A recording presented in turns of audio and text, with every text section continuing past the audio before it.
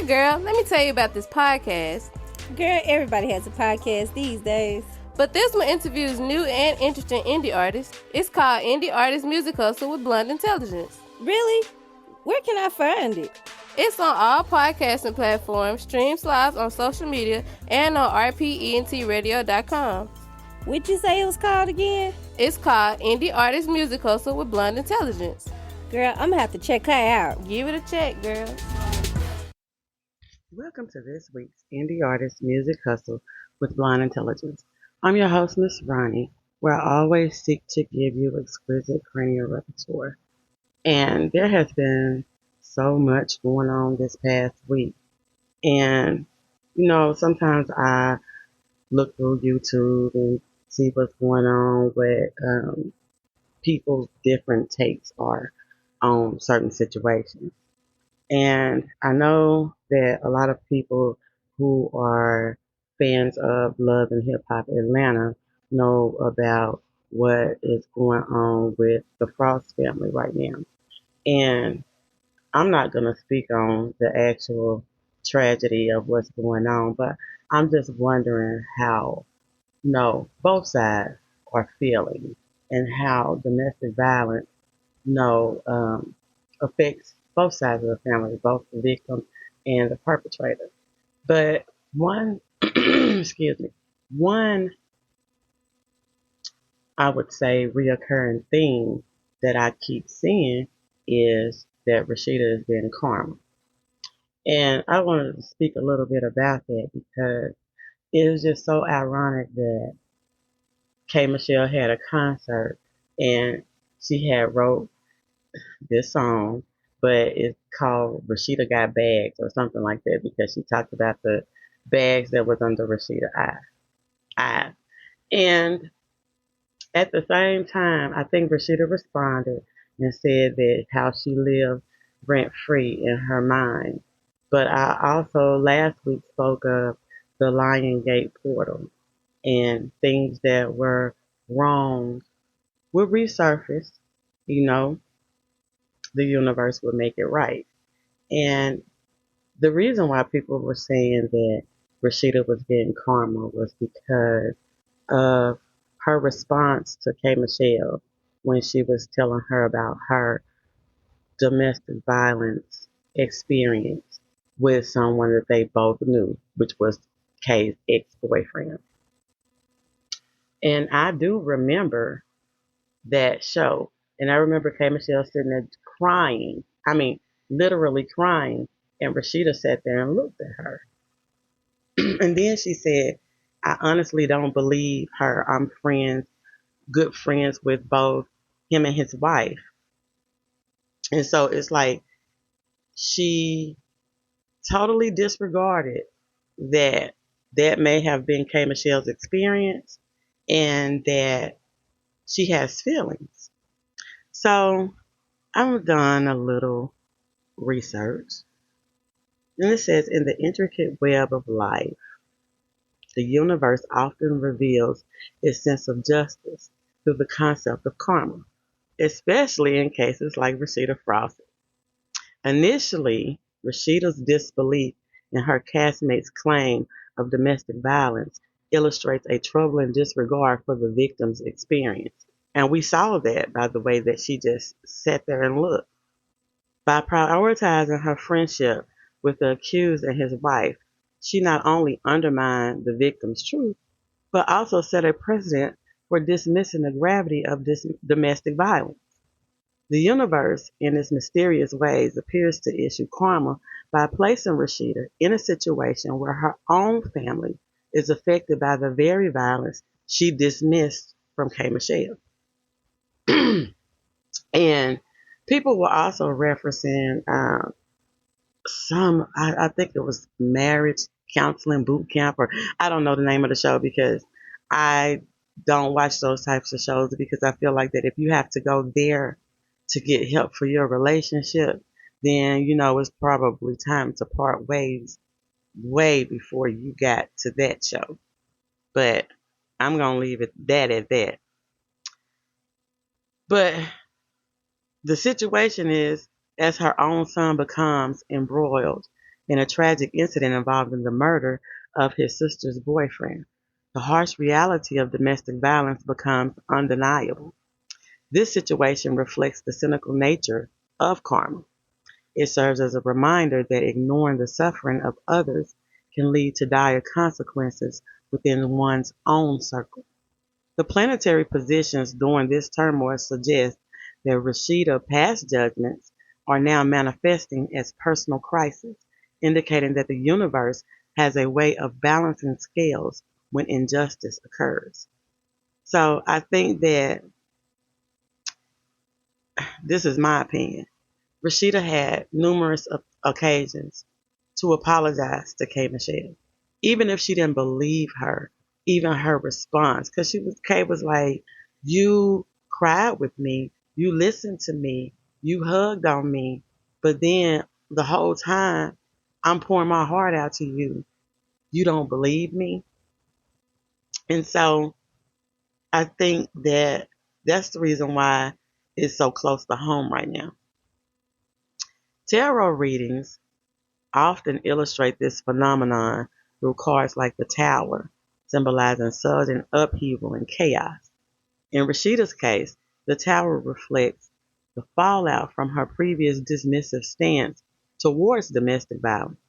This moment of reckoning could lead to a profound personal growth, urging her to confront the realities of her past actions and beliefs. The universe, through this karmic lesson, may be prompting Rashida to reassess her values and the impact of her choices on her family.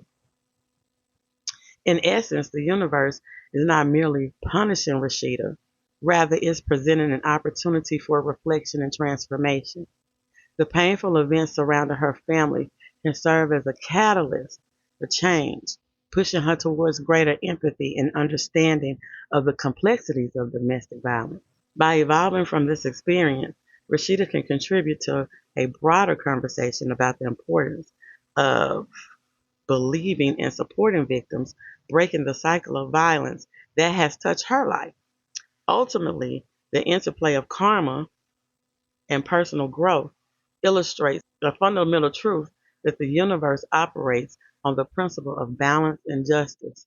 By facing the consequences of her previous inaction, when I don't understand how somebody's sitting there crying and saying to the whole world, "Hey, this happened to me," and you have the nerve to say, "I don't believe you," and stuck with it and stuck by it, even though you saw things that happened with your friends. And I'll get to that because I'm not going to only be touching on domestic violence, but how it affects the family, but how it also affects friends.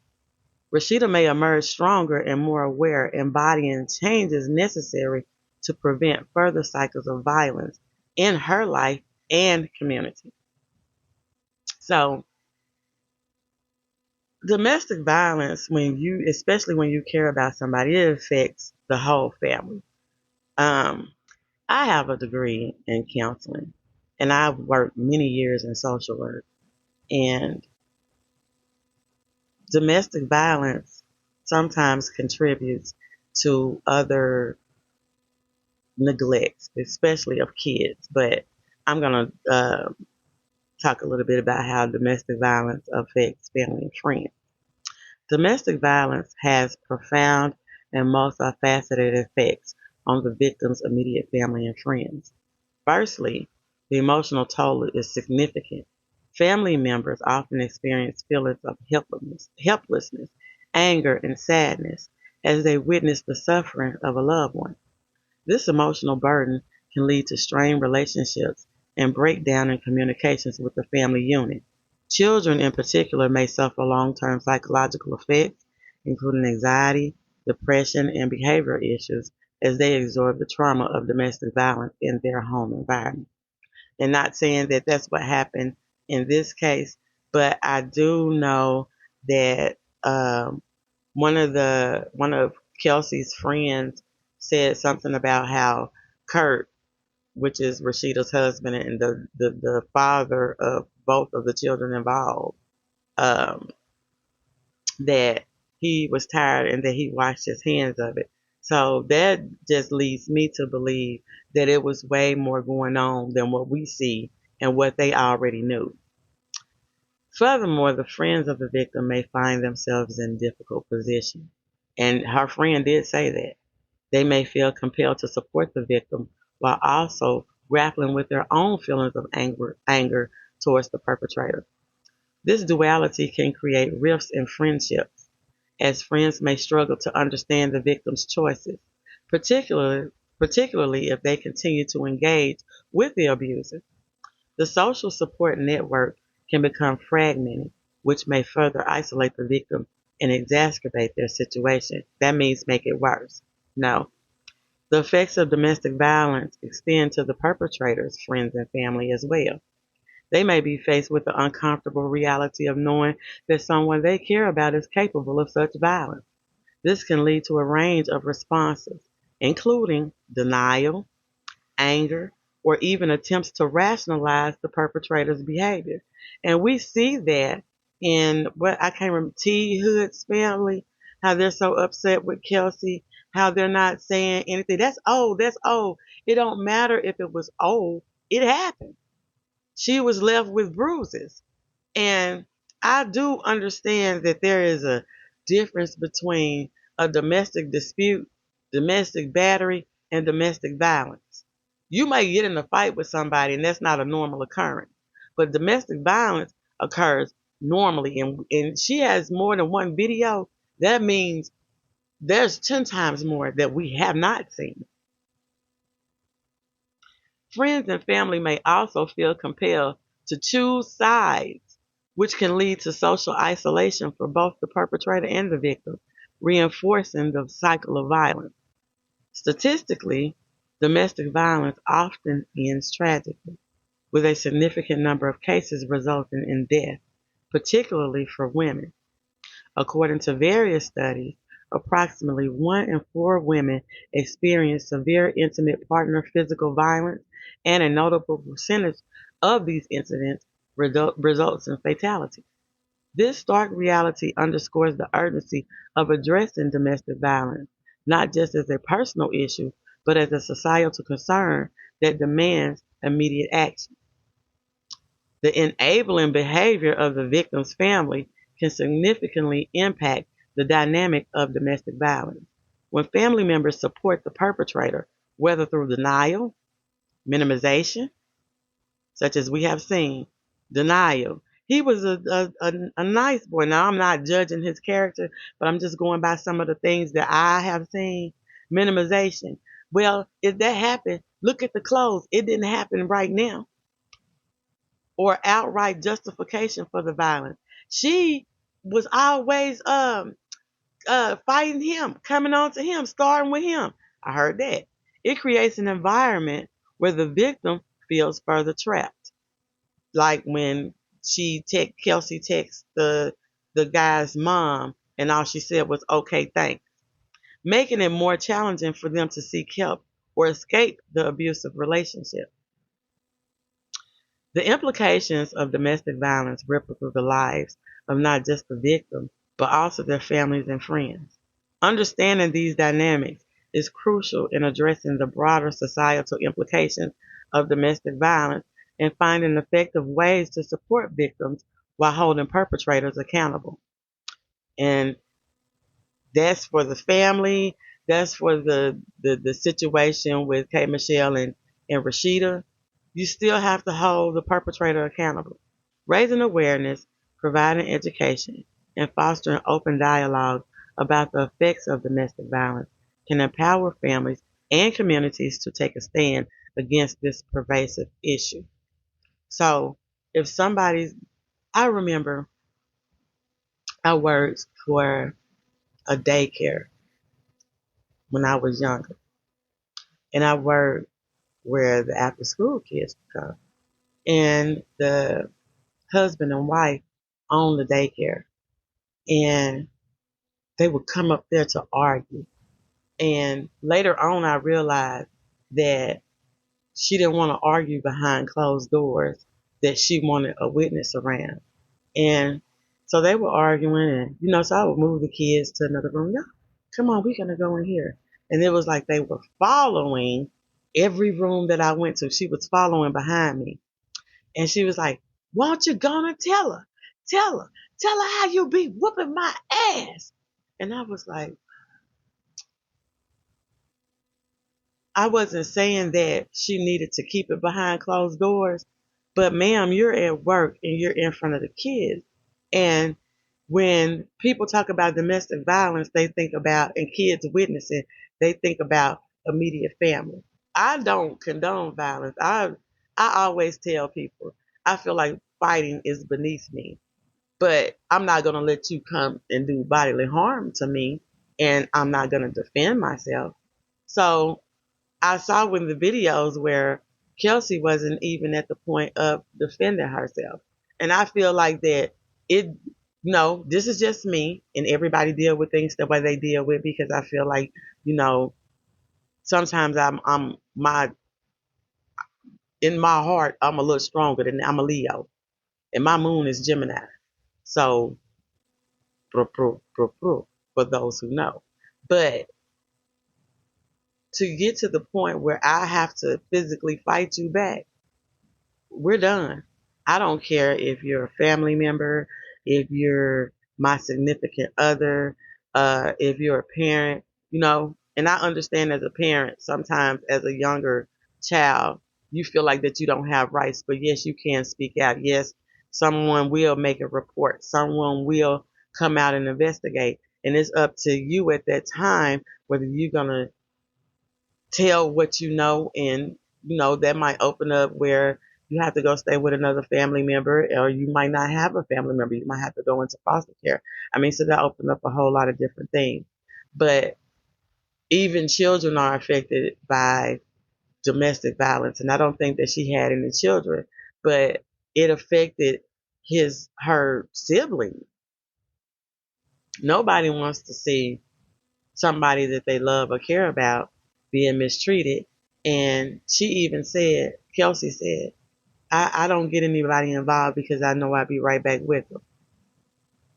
She's going to need more than time to grieve, because I'm sure all the posts that she made, and she don't know what mindset she in, and she's still trying to appease these people. They was like, it appears that she um, went against her brother for talking to the family. But sometimes you say things to try to keep the peace, and I'm sure that she's in several different mind frames right now. So I think that people criticizing her at this very moment is not good for her, and I hope that her family is keeping her away from social media.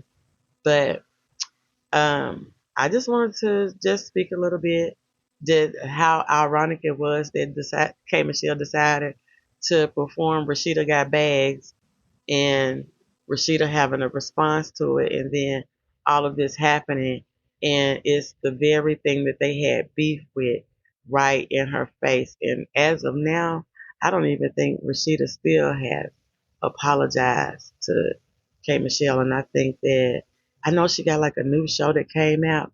I think that all that's going on right now is going to affect that, because I don't know if it's true or not. So this is allegedly, because I only seen it like on um one page where there was a problem with Love and Hip Hop, and they decided to quit because they had been shopping a show around, and I guess they finally got the show and had filmed it or whatever. So they're actually not with Love and Hip Hop anymore. They want to focus more on business. I think that this is gonna overshadow that. If that is true, I think that this is gonna overshadow that. And this is just me in my opinion. Until she make things right with K Michelle, what Celie say in The Color Purple, everything you do crumble.